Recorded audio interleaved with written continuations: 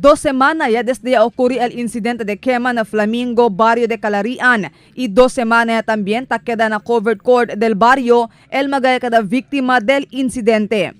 Según kun Radsma, uno del mga víctima, medyante con el diila sitwasyon na covered court, tarindi lang syempre sila gracias por el mga ayuda, estaba na gobyerno lokal na diila barangay y especialmente na mga hente. Mahirap, tapos kahit papano, aahon din kami dito. Tsaga-tsaga na lang, ma'am. Pero quería según sila bira otra vez na diila lugar, siendo mas comfortable el diila estar alia kumpara si tali sila ng covered court. Hindi según conveniente para esta na covered court, especialmente para con el mga bata. Apelo di Radsma kon mga concerned oficiales, amo para permitiya kanila bira na diila lugar.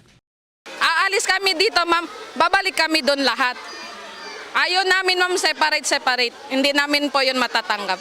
Mientras tanto, yable el barrio Kapitan del Calarian, El King Umaga, target di ila para kita con el mga viktima de quema alin na covered court na mes de Disyembre. Según kun Umaga, pwede sila bira otra vez na di ila lugar con cuantos kondisyones.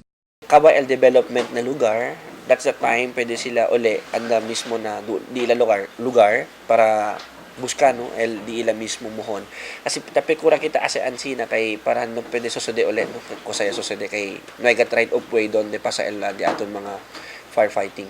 Actually del Miramar homeowners got el area, so el Miramar homeowners amo kel aura tiene intent to buy con el mismo dueño del lote no el de Alvarez.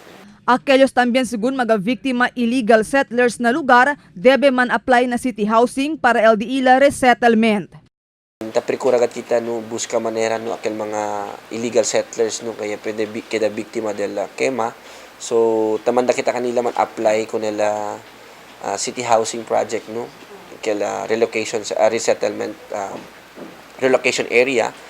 Según kun Umaga, base na final listing del mga víctima, 87 mga casa elia quema durante el incidente y 116 mga familia elia perde casa. Marifit Amayo, Dateline Zamboanga.